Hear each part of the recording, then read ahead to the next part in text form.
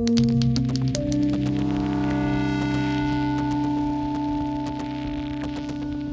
जी, अस्सलाम वालेकुम जी। आज हम फिर एक दफ़ा आपकी खिदमत में हाज़िर हैं। इससे पहले हम लोग आपके सामने आए थे पंजाब और उसकी तरक्की और जो-जो भी वज़ीर आला रहे पंजाब में, उनके हवाले से। आज हम आपके सामने हाज़िर हैं 2 चीज़ों पे गुफ्तगू करने के लिए, जो कि बड़ा ही एक पंजाब के लोगों को बताया और समझाया जाता है कि जी आशियाना हाउसिंग और दानिश स्कूल बनाए गए और बहुत ही कोई वंडरफुल और एक्सीलेंट किस्म का ये प्रोजेक्ट्स थे। हालाँकि और भी काफ़ी थे जिन पे बात की जा सकती है, जैसे सस्ती रोटी स्कीम हो गई या कुछ भी। आज हम इस पे बात करेंगे कि ये दोनों चीज़ें हमें कहीं भी ग्राउंड पर नज़र नहीं आ रही हैं। और हम एक सोच आपको देना चाहते हैं कि आप भी अपने-अपने शहरों में इतना बड़ा पंजाब है, 36 ज़िले हैं पंजाब के। उन 36 ज़िलों में कहीं ढूँढें कि आपको आशियाना हाउसिंग मिलता है कि नहीं मिलता या दानिश स्कूल मिलता है कि नहीं मिलता। या सिर्फ़ आपको मेट्रोज़, अंडरपासेज़ और ऑरेंज लाइन मंसूबे मिलते हैं लाहौर शहर में या ज़्यादा से ज़्यादा एक मुल्तान शहर में। तो पंजाब के इन 2 प्रोजेक्ट्स के ऊपर, जिनके ऊपर बहुत ज़्यादा वोट बैंक को बेवकूफ़ बनाने की कोशिश की जाती है, तो उस पे आज हम बात करेंगे। मेरे साथ हैं इमरान भाई हैं कनाडा से और सैफुल्लाह भाई हैं यूएई से। अस्सलाम वालेकुम। जी, अस्सलाम वालेकुम सर। जी, इमरान भाई इसकी थोड़ी-सी हमें हिस्ट्री या कुछ आप बताएँ कि ये हाउसिंग सोसाइटी या दानिश स्कूल क्या इनके ऊपर? सबसे प सबसे पहले तो ये आशियाना स्कीम पे बात करते हैं। जो आशियाना स्कीम है ना, इसका नाम पूरा था आशियाना इकबाल हाउसिंग स्कीम। इसका जी, आगाज़ उन्होंने 2012 में किया था और ओरिजिनली जी, इसका प्लान ये था कि 5 सालों में 50,000 घर मुकम्मल किए जाएँगे जी, और लोगों में डिस्ट्रीब्यूट किए जाएँगे। पंजाब लैंड डेवलपमेंट जो कंपनी है, पंजाब ल लैंड डेवलपमेंट, उसके ज़रिए आशियाना स्कीम को लॉन्च किया गया था। फिर इसकी पहली बोली हुई, उस बोली में लतीफ़ एंड सन्स उन्होंने बोली या जो बिड थी वो विन कर ली और उन्हें वो ठेका मिल गया। अब असूली तौर पे तो उसी कंपनी को ही कंटिन्यू करना चाहिए था, जी, ठीक है? मगर फवाद हसन फवाद साहब जो है ना, उन्होंने वो ठेका मनसूख कर दिया। जी, इधर से ये सारा जो इसमें सस्पिशियस मवाद पैदा हो गया कि ये क्यों इन्होंने ठेका कैंसल किया, क्यों ये चक्कर चला, सवाल उठने शुरू हो गए। जी, मगर एज़ यूजुअल नून लीग वालों को इस चीज़ की कोई परवाह नहीं होती, वो अपना जो उनके दिल में आए वो करते हैं, वो बादशाह सलामत हैं, उन्होंने ल पंजाब में तो यही साबित किया कि वो बादशाह सलामत हैं। बिल्कुल ऐसे ही, बिल्कुल ऐसे ही। तो उन्होंने उसकी बिल्कुल कोई परवाह नहीं की, लोगों ने सवालात उठाए, सारा कुछ किया, मगर कोई फ़ायदा नहीं हुआ। फवाद हसन फवाद साहब ने इसका ठेका कासा डेवलपमेंट जो कंपनी है ना, उसको दे दिया।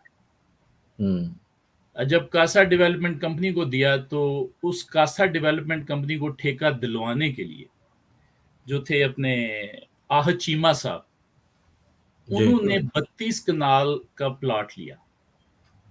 जो सही। वो 32 कनाल अराज़ी थी, वो उन्होंने अपने ख़ानदान के लोगों के नाम लिखवा ली और वो जो 32 कनाल अराज़ी थी, उसकी पेमेंट हुई पैरागॉन कंपनी के ज़रिए। सही, पैरागॉन कंपनी के जो मालिक हैं, वो रफ़ीक साहब, ख्वाजा साद रफ़ीक साहब और उनके भाई ख्वाजा सलमान रफ़ीक साहब हैं। अब ये कनेक्शन है आशियाना हाउसिंग स्कीम और मुस्लिम लीग नून के दरमियान कि किस तरह वो मुस्लिम लीग नून ने कंपनी स्कीम लॉन्च की, उसका ठेका मनसूख हुआ जो ओरिजिनली मिला था, शायद जी, मेरिट पे हुए, वो ठेका मेरिट पे होगा ऑब्वियसली, तभी वो उन्होंने कैंसल किया ना, उनकी मर्ज़ी का बंदा नहीं था, ठीक है जी? जी, और फिर उसके बाद वो ठेका दूसरी कंपनी को दिलवाने में पैरागॉन ने पैसे क्यों दिए, वाह चीमे को प्लॉट क्यों दिया, ये सारे वो सवालात थे जो उठाए गए, मगर मुस्लिम लीग उनका कोई जवाब नहीं देती। बाकी बातें अब मैं दोबारा करता हूँ। बहुत शुक्रिया सर ये इसकी छोटी-सी हिस्ट्री बताने के लिए और आई थिंक ये सारे केसेज़ मेरे ख़्याल इस वक़्त चल भी रहे हैं, जिसमें जी, आहत चीमा जी, साहब और बिल्कुल, फवाद बिल्कुल। हसन फवाद साहब ये सब लोग उसमें मेरा ख़्याल नॉमिनेटेड एक्यूज़्ड हैं जी, उस बिल्कुल। इस सारे केसेज़ में। जी, सैफुल्लाह भाई आप इस पे कुछ बात कीजिए। जी, कायद साहब बहुत शुक्रिया।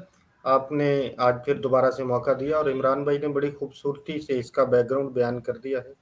अगर इस हम सारे प्रोजेक्ट को देखें तो इसमें 4 मेजर कैरेक्टर आते हैं। 2 3 तो ऑलरेडी इमरान भाई ने बयान कर दिए, जिनमें खुद पंजाब गवर्नमेंट थी, फिर उसके बाद ये फवाद हसन फवाद, अहद चीमा और पैरागॉन, ये वो एस्टेब्लिश्ड लिंक हैं जिनके दरमियान ये बात सेटल ही नहीं हो पाई और सारे का सारा प्रोजेक्ट जो है वो खत्म हो गया। ये ग्राउंड पर किसी भी जगह पर डिलीवर नहीं हो पाया।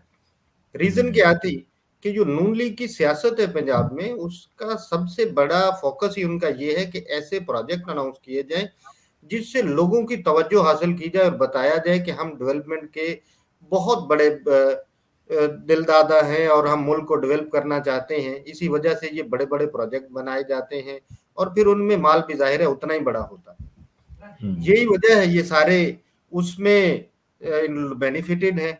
इस पूरे जो पंजाब स्पीड जिससे ये प्रोजेक्ट दोनों निकले, उसमें अहद चीमा एक मेन कैरेक्टर है। वो एक लाहौर के आई थिंक वो एलडीए के चेयरमैन से तरक्की करता हुआ वो वहां कहां तक गया और उसने पूरे के पूरे ये जो पेपर वर्क थे इनको ग्राउंड पर तो कुछ नहीं हुआ, लेकिन पेपर वर्क का वो मास्टर था, तो उसने इन चीजों को आगे बढ़ाया। अब जब हम देखते हैं कि ये प्रोजेक्ट कहां कहां पर बने हैं, वहां पर कहीं पर कुछ नजर नहीं आया। इन प्रोजेक्ट का बेसिकली जो मकसद था वो तो था कि एक आम आदमी के उसके लिए घर बनाए जाएं और वो ऐसे लोग जो आपकी इनकम लेवल लो लेवल पर आते हैं, जो उनको ये प्रोजेक्ट दिए जाए, उनको घर दिए जाए, और घर भी ऐसे नहीं दिए जाने थे, उनसे इसकी कीमत ली जानी थी। सही, मतलब ये मुफ्त घर नहीं थे। मुफ्त घर नहीं थे जी। पहली तो बात ये जहन में रखने वाली है कि मुफ्त घर नहीं थे, उनसे कीमत ली जानी थी। और इसी में पंजाब बैंक को इन्वॉल्व किया गया दोबारा से, जो कि पहले ही हमेश खां उसको डबो दिया था, और इसमें पंजाब बैंक फिर दोबारा से अपना बिल्कुल वो मार्केट का शेयर खत्म कर बैठा और वो आगे तरक्की नहीं कर पाया। एक तो चीज ये है। दूसरा, इसको हम देखते हैं कि इसकी डिलीवरी क्यों नहीं हो पाई। डिलीवरी इसलिए नहीं हो पाई कि जो एरियाज मुंतखब किए गए थे उनमें जाहिर है लाहौर का पहला प्रोजेक्ट था, और लाहौर में ही पैरागॉन जो है उसने कब्जा किया हुआ है हर चीज पर, तो वो चीज आगे नहीं बढ़ पाई। तीसरी बात कि इसके आगे ना बढ़ने का जो बेसिक प्रॉब्लम सामने आया वो ये था कि जहां जहां पर गवर्नमेंट की जमीन थी जो इसको दी जानी थी जी, वो जो इनके लोकल अपने असर सुख वाले लोग थे ऑलरेडी उनके कब्जे में थी, तो वहां से ही वो, क्योंकि उन्होंने मुख्तलिफ तरीकों से लीज के ऊपर वो पहले ही अलॉट करवाई हुई थी, तो इसलिए ये प्रोजेक्ट आगे नहीं बढ़ सका। दानिश स्कूल की अगर बात करें तो दानिश स्कूल एक बिला वजह खड़ा किया गया, क्योंकि पहले से एक वर्कर वेलफेयर के नाम से एक स्कूल का सिस्टम मौजूद है ना जी, जी, और बहुत अच्छा वो मेरा सिस्टम ख्याल है। और वो शायद सोशल सिक्योरिटी के तहत चलता है मेरा ख्याल। सोशल सिक्योरिटी के तहत जी बिल्कुल। तो अगर उसी प्रोग्राम को बेहतर तरीके से चलाया जाता तो शायद वो एक आम आदमी के लिए ज्यादा बेहतर होता, जिसकी अगर हम लाहौर की तरफ आए कामों की अपना इससे आपका जो है गुजरांवाला से, तो लाहौर शुरू होने से पहले आई थिंक ये राना टाउन से आगे निकल के ये वर्कर वेलफेयर का स्कूल मौजूद है, बड़ी शानदार बिल्डिंग और खूबसूरत वो एक सिलसिला है उस एरिया में। ये आपका मुरीद के से आगे, मेरा ख्याल है मोटरवे से आगे निकले राना टाउन के, ये राइट साइड पर आता है अगर लाहौर की तरफ। सही। उस प्रोजेक्ट के अगेंस्ट ये खड़ा किया गया जिसका मकसद सिर्फ वही दोबारा एक करप्शन थी, और वो उन्होंने की और माल बना के बिल्कुल प्रोग्राम खत्म हो गए और पंजाब जो है वो दोबारा से डिफॉल्ट के धाने पे चला गया। जी काई साहब बहुत शुक्रिया जी। जी बहुत शुक्रिया काई साहब, अगर आपके पास कोई क्लिप हो, कुछ रिसर्च हो, मैं वो जरा प्लीज जरा कारीन को सबको बताएं, जो देखने वाले उन्हें पता चले। जी ये बिल्कुल मैं अभी मैंने अभी शेयर किया है जी। अगर हम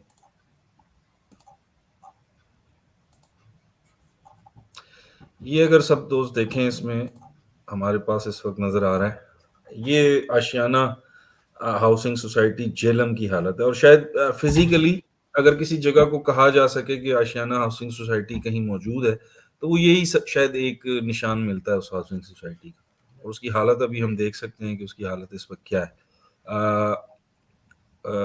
ये दूर दूर तक आप देखिए तो एक जंगल सा बना हुआ है, कुछ खंबे खड़े कर दिए गए हैं, शायद कोई पानी की टंकी भी बना दी गई है। ये जेलम क्रॉस करके टुवर्ड्स दीना की तरफ जब हम कुछ जाते हैं तो वहां पर ये लेफ्ट साइड पे जाते हुए ये हाउसिंग सोसाइटी नजर आती है। ये आप देख सकते हैं। अच्छा, अब सर इसमें जिस तरह आप दोनों ने बात की, चलें जो भी केसेस हैं वो तो अदालतों ने फैसला करना है, वो तो हम नहीं उसको कह सकते कि अभी करप्शन हुई या नहीं हुई, मगर अपेरेंटली जो नजर आ रहा है हमने जी उस पे खाई बात। साहब, एक और जुमला अगर कहें तो मैं ऐड कर जी दूं। जी जी, प्लीज इसमें प्लीज। एक ये भी सिलसिला आया कि जब ये प्रोजेक्ट शुरू किया गया और मुख्तलिफ जगहों पे जब इब्तदाई तौर पर इसका पेपर वर्क हुआ और जमीन एक्वायर की गई, तो इसमें सारी की सारी जो मशीनरी थी वो आकी स्पार्को की यूज की गई। अच्छा, ये नई बात और वैसे हमारी है, ठीक है, स्पार्को की। स्पार्को की मशीनरी यूज की गई और इसमें जो साद रफीक की अपनी सोसाइटी है उसके ज्यादा बेनिफिशियरी होने में ये भी एक चीज है कि उसमें भी सारी की सारी मशीनरी का इस्तेमाल, जो बज़ाहिर तो कहा गया कि रेंट आउट की गई है, लेकिन अपनी मिनिस्ट्री के इन्फ्लुएंस की वजह से उस स्पार्को की मशीनरी यूज करके उस इदारे को भी करोड़ों रुपए का टीका लगाया गया। पंजाब गवर्नमेंट तो ऑलरेडी इसमें पहले से ही अफेक्टेड थी। बिल्कुल सही। तो ये भी तो एक इसका सिलसिला है जी। जी, अब सवाल ये है सर कि हम हमें पाकिस्तान में रहने वाले जितने भी लोग हैं, चाहे बैरून मुल्क रह रहे हैं, उनको हमेशा एक चूरन बेचा जाता है कि जी पंजाब की तरक्की और पंजाब जैसा फलां जगह को बना देंगे और पंजाब जैसा फलां जगह को बना देंगे। अब हमने ये दो अभी फिलहाल सिस्टम उठाए हैं, और भी बेताशा मिल सकती हैं चीजें कि जिनकी बड़ी बड़ी संगे बुनियाद की तकरीबात तो की गई, वो कहीं ग्राउंड पे मौजूद नहीं है, सिवाय मेट्रो और ब्रिजेस और अंडरपासेस के। ये एक मतलब समझ से बाहर चीज है कि ये नून लीग का रोमांस अंडरपासेस, ब्रिजेस और मेट्रोस जैसे मंसूबों के साथ क्यों है। एक तो ये चीज हो गई। दूसरा, अब पंजाब में रहने वाले लोग अब वोट देने वाले हैं आज से कोई 30 दिन बाद या 31 दिन बाद इलेक्शन है। तो आप अब दोनों इसके ऊपर थोड़ा मुझे बात कीजिए इस पे कि पंजाब के लोगों को उस इलेक्शन वाले दिन वोट देते हुए क्या, जिस तरह दानिश स्कूल की अभी हमने बात की, तो मैं वो शहरों के नाम लेता हूं ताकि उन शहरों के जो हमारे दोस्त हैं जिस भी पार्टी से ताल्लुक रखते हैं वो अपने अपने शहरों में दानिश स्कूल जरा ढूंढें तो सही। चिश्तियां, हासिलपुर, रहीम यार खान, मियांवाली, राजनपुर, डेरा गाजी खान, अटक एंड बिहाड़ी, क्या इन इन शहरों में दानिश स्कूल काम कर रहे हैं? क्या वो जो जो उसका पर्पस था, जो उसका मकसद था, वो वहाँ पूरा हो रहा है कि नहीं हो रहा? और साथ में ये भी बता दूं कि दानिश स्कूल्स 2010 से मतलब इनिशिएट किए गए, और जो टोटल इन्होंने 14 दानिश स्कूल बनाने थे। तो अब वो लोग वोट देते हुए क्या, जिस तरह हम अक्सर बात करते हैं कि पंजाब के जो बाकी शहर हैं लाहौर के अलावा, क्या उनकी किस्मत में लिख दिया गया है कि उन्होंने सिर्फ लाहौर में हुए किसी भी प्रोजेक्ट के ऊपर शादियाने बजाने हैं, कि गुजरात के लोग गुजरात में जश्न मनाएं, चिरागा करे कि लाहौर में फलां तरक्याती काम हो गया, या हफ्जाबाद के लोग या मुल्तान के या खानेवाल के या भावलपुर या डीजी खान, कि वो लाहौर वाली ही उस पर करना है उन्होंने फैसला 8 फरवरी को, या किस तरह से वो आप समझते हैं? आप उन्हें क्या पैगाम देना चाहेंगे कि वो किस तरह फैसला करें? जी इमरान भाई, आपसे पहले शुरू करते हैं। जी काई साहब, आपने जो क्वेश्चन उठाया ना यार, बड़ा ही रेलिवेंट क्वेश्चन है। अब देखें फोकस क्या है नून लीग का। फोकस जिस तरह आपने फरमाया कि ओवरहेड बना दिए या बड़ी बड़ी सड़कें या मेट्रो बना दिया लाहौर में।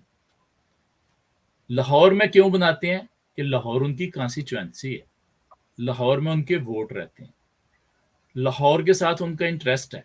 उन्होंने इलेक्शन ना जाके जेलम से लड़ना है, ना चौनिया से लड़ना है, ना किसी और जगह से लड़ना है, और ना ही उन्हें इसकी परवाह पड़ी है। देखें, साउथ पंजाब की आप अक्सर सुनते हैं चीखो पुकार, वो उधर उस इलाके के लोग कहते हैं जी हमें कोई सहूलत नहीं मिलती, कोई कुछ नहीं होता। साउथ पंजाब तो चलो एक साइड पे रह ही गया, ये तो हम सेंट्रल पंजाब की बात कर रहे हैं, ये तो हम लाहौर की बात कर रहे हैं, ये तो हम बिल्कुल दो डिवीजनों की बात कर रहे हैं जो सेंट्रल पंजाब का दिल है। तो इधर भी उनका फोकस सिर्फ और सिर्फ लाहौर है। लाहौर के वो बनाएंगे, ओवरहेड ब्रिजेस दिखाएंगे, कुछ वो मेट्रो दिखाएंगे, कुछ बड़ी सड़कें दिखाएंगे, जी तरक्की होगी तरक्की होगी तरक्की होगी। तरक्की देखें ना, इस क्लिप में देखें, वीडियो क्लिप में कैसी तरक्की हुई है। जेलम किस इलाके का नाम है? जेलम क्या किसी दूर दराज के बलूचिस्तान के इलाके का नाम है? उधर ये जिला वाक़ है, ये सेंट्रल पंजाब में बिल्कुल दिल है पंजाब का, उसमें वाक़ है। मगर आपको कोई काम नहीं नजर आता। 12 साल हो गए इस प्रोजेक्ट को शुरू हुए, उसमें से चलो 3 साढ़े 3 साल उसके निकाल देते हैं, 5 साल निकाल देते हैं पीटीआई के, ठीक है। 7 साल में मुस्लिम लीग नून अल्लाह के फजलो करम से वो 4-5 खंबे गाड़ने के अलावा कुछ नहीं कर सकी। तो ये इनका इंटरेस्ट है, ये समझ आती है लोगों को। हाँ, इनके जो क्वालिटी है वो ये है कि इन्होंने सोशल मीडिया पे दूसरी जगह पे एक ऐसा माहौल बना दिया है, इनके जो लोग हैं वो ऐसा माहौल बनाते हैं कि जी क्या बात है जी, तरक्की होगी तरक्की होगी। फैक्ट्स क्या है, बिल्कुल उसके उल्ट है, कोई तरक्की नहीं, कोई कुछ नहीं हुआ। तो ये सारी चीजें आपके सामने। जी बिल्कुल जी। सैफुल्लाह भाई जी काजी साहब बहुत शुक्रिया, आपने बड़ा रेलिवेंट क्वेश्चन उठाया है। हम लाहौर से बाहर नहीं निकलते जी, सिर्फ लाहौर को ही देख लेते हैं जहां पे ये इतनी बड़ी तरक्की के दावे किए गए। पिछले 70 सालों से जब से पाकिस्तान बना है, जाहिर है रेल का सिस्टम पाकिस्तान बनने से पहले है, वो जो शादरा वाला फाटक है उसका मसला हल नहीं हो सका। पूरे लाहौर में अंडरपासेस बन गए, ओवरहेड ब्रिज बन गए, मेट्रो बन गई, मेट्रो ट्रेन भी बना दी गई, लेकिन वहां पे एक अंडरपास नहीं बना, जो लाहौर का सबसे बड़ा एंट्री पॉइंट है जी।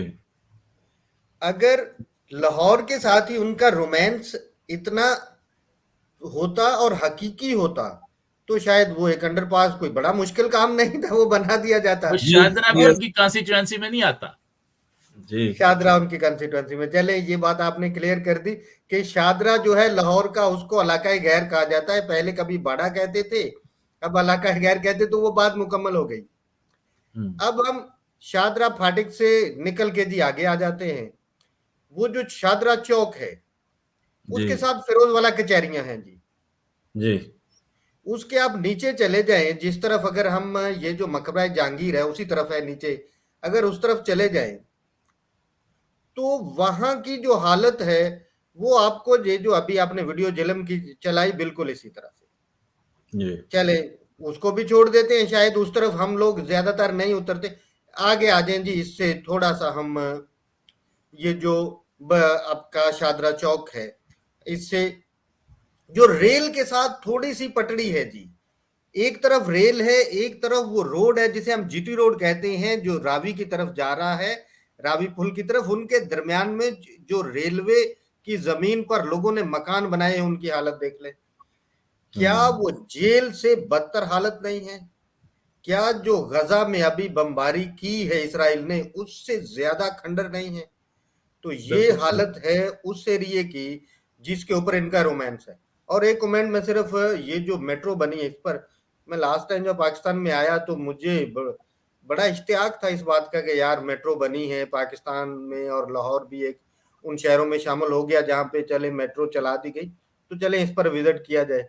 जब वो गया तो मैंने उसको देखा है, तो यकीन माने कि मुझे जिंदगी में इतना ज्यादा अफसोस कभी नहीं हुआ कि चाहे आपके बड़े बड़े फ्लॉप प्रोजेक्ट हों उनको भी देख के, जैसा मेट्रो को हुआ, इतना ज्यादा उसके ऊपर पैसा लगाया गया, और रात को जब बंद करते हैं तो उसके ऊपर हमें शटर, जो एंट्री गेट है वहां पर वो पुराने शटर सिस्टम लगाया गया, उसको नीचे करके तो लॉक करना पड़ता है।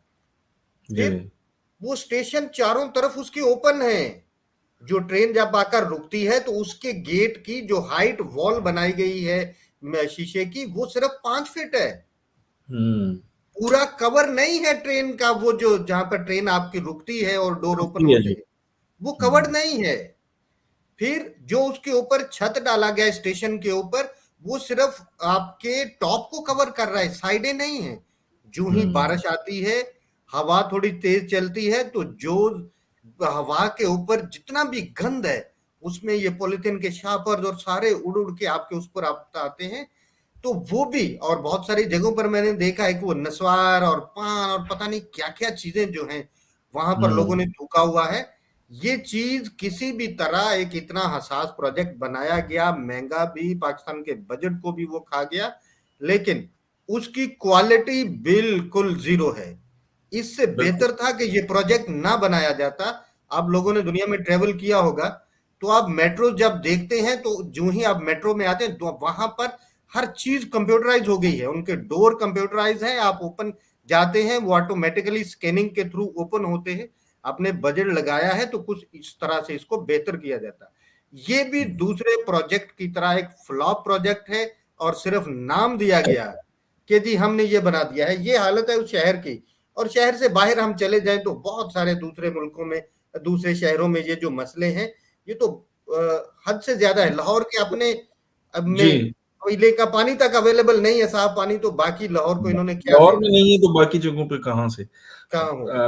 जी बिल्कुल सर, मेरा ये ख्याल है कि जो आप लोग इस पे कंक्लूजन है कि लोगों को वोट देते हुए ये जरूर सोचना चाहिए कि जो बुनियादी जरूरियात जिंदगी हैं क्या हमने उनको पूरा कर दिया है, या इन नून लीग की हुकूमत ने उनको पूरा किया है कि उसके बाद ही कॉस्मेटिक प्रोजेक्ट्स लेके आए। लोगों को सोचना होगा, जो जनूबी पंजाब में लोग रह रहे हैं कि मुल्तान से अगर आप 20-25 किलोमीटर बाहर चले जाएं तो जानवर इंसान एक ही तालाब से पानी इस्तेमाल कर रहे हैं।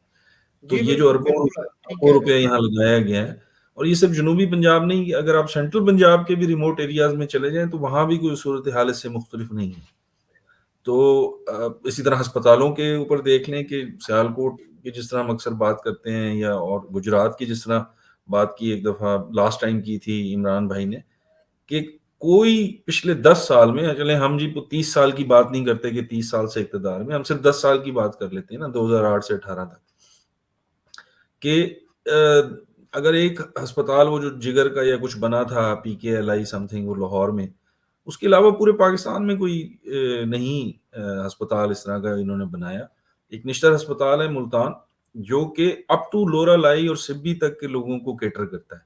मतलब ना सिर्फ पंजाब आधे से ज्यादा उधर आ रहा है, बाकी भी इसी तरह से दूसरे सूबों के भी लोग थे जो कि वहां पर आते थे। मगर अब सिंध में जिस तरह से अस्पताल बने तो शायद वो लोड अब उधर शिफ्ट हो रहा हो या हो गया हो। तो हम सब का जी, सईद चन्ना साहब भी आ गए हैं, उनको भी वेलकम करते हैं। हम सब का जी इसके ऊपर मुत्तफ़िक़ा तौर पे मैं समझता हूँ ख्याल ये है कि लोगों को वोट देते हुए हक़ाइक़ को मद्देनज़र ज़रूर रखना चाहिए, और बगैर हक़ाइक़ के अगर आप वोट देंगे तो वही होगा कि फिर आपको कॉस्मेटिक प्रोजेक्ट्स दिए जाएंगे, और उन कॉस्मेटिक प्रोजेक्ट्स की कोई वैल्यू या कोई जो कहते हैं ना कि अफादियत नहीं होती उनकी। तो जी कंक्लूडिंग रिमार्क्स दें जी आप सईद साहब, इमरान भाई जी। जी काई साहब, मैं से एक जुमला अगर कहें तो ऐड करूं। जी प्लीज कर दें। जाहिर है आपका एक एजुकेशन से आप वाबस्ता हैं, एजुकेशन सिस्टम से, तो जरा आप एक अगर सर्च करें तो आपको एक चीज आपके नॉलेज में आएगी कि इस वक्त जो पाकिस्तान की टोटल पॉपुलेशन है, इसको हम डिवाइड करें अपने मेडिकल सिस्टम जो दिया गया है गवर्नमेंट ने, तो पूरे पाकिस्तान में 1 लाख लोगों के लिए एक MBBS डॉक्टर अवेलेबल है। Can you imagine? जी बिल्कुल ऐसे है। और पाकिस्तान में मैं इस दफा मेरा थोड़ा सा मुझे जरूरत पड़ी, मैंने भतीजे का एडमिशन करवाना था MBBS में, तो थोड़ा सा मेरा इस निज़ाम से वास्ता पड़ा। तो आप देखें कि पाकिस्तान के इस वक्त पंजाब के 38 डिस्ट्रिक्ट हैं जी। 38 डिस्ट्रिक्ट में 45 प्राइवेट मेडिकल कॉलेज बना दिए गए हैं। बिल्कुल सही। और जो निज़ाम तालीम आपको गवर्नमेंट की रिस्पॉन्सिबिलिटी है इस सिस्टम को बेहतर करना, गवर्नमेंट ने उस तरफ कोई तवज्जो नहीं दी और अपने तमाम चाहने वालों को प्राइवेट लाइसेंस दे के मेडिकल कॉलेज बना दिए गए, लाइसेंस दे दिए गए, और वो इस कदर लोगों को लूट रहे हैं। और एजुकेशन का म्यार जो है वो बिल्कुल, उसमें एक टाइम था कि पाकिस्तान में जो MBBS की डिग्री है इसको एक अच्छी डिग्री समझा जाता था और दुनिया भर में रिकग्निशन थी कि ये एक अच्छा सिस्टम है जहां से लोग पढ़कर आते हैं। तो हेल्थ का ये सिस्टम है कि आप देख लें कि पंजाब में 1 लाख लोगों के लिए एक MBBS डॉक्टर अवेलेबल है। और बेहतर तो ये था कि इस सिस्टम को बेहतर करने के लिए आपके जो बेसिक यूनिट थे वहां से, और आपके THQ और DHQ और फिर आपके जो सिविल हॉस्पिटल्स नीचे सिटी की सतह पर थे उनको बेहतर किया जाता। वहां पर कुछ काम नहीं है, बिल्डिंग्स तो बनाई गई और उनकी हालत ऐसी ही जैसे आशियाना की अभी आपने बयान की। बहुत शुक्रिया जी का। बिल्कुल जी इमरान भाई। जी बस ये आखिर में सिर्फ एक ही पैगाम है जो अहले पंजाब हैं, जो पंजाब के लोग हैं, कि जब आपके पास आए कोई भी बंदा वोट मांगने के लिए तो उससे सवाल उठाएं, उससे पूछें कि भाई हमें बताओ तुमने क्या किया, हमारे हल्के के लिए क्या किया, ताकि उनकी आंखें खुलें। वो सिर्फ एक सियासी जो भेड़ चाल चल रही है जिसमें हर लोग एक दूसरे को सिर्फ फॉलो करते हैं, वो फॉलो ना करें। सियासत इसी का नाम होती है कि आप उनसे पूछें कि भाई आपने क्या किया मेरे हल्के के लिए, क्या प्लान है जी आपका, क्या करोगे। और ये 2-3 क्वेश्चन जरूर पूछें हर आने वाले से। फिर अपना दिमाग खुद अपने फैक्ट्स एंड फिगर्स देख के, हकायक को सामने रख के फिर किसी को वोट दें। उसी वोट का फायदा है, दूसरे वोट का कोई फायदा नहीं है। मेरा सिर्फ ये पैगाम बिल्कुल है। Thank you. बिल्कुल दोस्त जी। सईद साहब आप कुछ ऐड करना चाहें? मैं आपका माइक अनम्यूट कर दूं। सर अस्सलाम जी वालेकुम। जी पहले सईद भाई। काई साहब अस्सलाम वालेकुम। पहले तो मुझे थोड़ी वालेकुम हो गई सलाम। लेट। जी कोई जी। बात नहीं, कोई बात नहीं सर। आपकी बातें मैंने सुनी सर, अपना आपकी बातें भी सुनी, इमरान भाई की भी बातें सुनी और सैफुल्लाह साहब की भी बातें सुनी। तो क्योंकि आप लोगों की वाबस्तगी है पंजाब से, तो इसका जो है वो आपको बेहतर पता होता है। बस ये कंक्लूजन यही मैं भी निकालूंगा आखिर में, जैसे अभी मीर इमरान शाह साहब ने कहा कि पंजाब, अहले पंजाब यानी पंजाब के जो लोग हैं, अगर कोई भी उनसे वोट बाकी मांगने आता है, आया कि वो पीटीआई का हो या नून लीग का हो या कोई और कैंडिडेट हो, वो सिर्फ उनसे वाकई ये सवाल पूछ सकते हैं कि अगर वो कोई पीटीआई का हो कि भाई आपको 5 साल मिले, उसमें से 3.5 पौने 4 साल तो मिले आपको, कि आपने क्या किया इस अरसे में। ठीक है जी सर। उसके बाद नून लीग को आप देखें कि कंटिन्यूसली 2008 से लेकर 2018 तक उनकी पंजाब में हुकूमत रही। अब जो भी प्रोजेक्ट दिए वो आपने उस पर ब्रीफली जो वो डिस्कस कर दिया है। उसके बाद अब यही उनको चाहिए पंजाब के वोटर्स को कि भाई पीपल्स पार्टी एक जो हमारी बड़ी जमात है पाकिस्तान की, अब उसकी कारकर्दगी को अगर देखा जाए तो सिंध में जितने भी प्रोजेक्ट्स हैं, अब उस पे तो हम बाद में बात करेंगे। अब जैसे जी सेहत के हवाले से प्रोजेक्ट है, एनआईसीवीडी है, गेम्स है, जेपीएमसी है कराची में, आपने देखा होगा। उसके बाद इंस्टीट्यूशन के हवाले से जो एजुकेशन इंस्टीट्यूट हैं, उसके हवाले से देखें आप तो हमारे पास ओवरऑल सिंध में यानी हर जिले में। अच्छा, मैं आपको एक इसमें एजुकेशन के हवाले से एक चीज ऐड करूं। जी जी वोकेशनल ट्रेनिंग इंस्टीट्यूट यानी वोकेशनल जो होते हैं, उसके जी जी बाद जी टेक्निकल जो है टेक्निकल इंस्टीट्यूट्स होते हैं सर। अच्छा, उसमें भी एक जो ना एक पेट्रोलियम का एक डिपार्टमेंट है, तो वो भी अभी जो है वो टेक्निकल में जो है वो इन्होंने यानी जो हमारी सिंध गवर्नमेंट थी पीपल्स पार्टी की, जी उन्होंने जी उसमें जी मर्ज करवाया है। तो ये है कि पंजाब को सोचना चाहिए, पंजाब की आवाम को सोचना चाहिए कि अगली जो हुकूमत आए हम उसको वोट दें जो हमारी बेहतरी के लिए काम करे और जो हमारे जो बेसिक मसाइल है वो हल करे। बिल्कुल सही, बिल्कुल थैंक सही। यू। चल, thank you very much sir. लें जी, सब दोस्तों का बहुत शुक्रिया। इंशाल्लाह हम कल फिर हाजिर होंगे और कल का जो हमारा प्रोग्राम है उसमें हम पाकिस्तान पीपल्स पार्टी के मंशूर को डिस्कस करेंगे, जो पाकिस्तान पीपल्स पार्टी के चेयरमैन बिलावल भुट्टो जरदारी साहब ने 10 पॉइंट्स कौम के सामने रखे हैं। तो इंशाल्लाह कल हम उन पॉइंट्स को डिस्कस करेंगे जी। इमरान भाई, सैफुल्लाह भाई, सईद भाई, सबका शुक्रिया। अल्लाह हाफिज जी। अल्लाह हाफिज। अल्लाह हाफिज जी। Thank you. Thank you.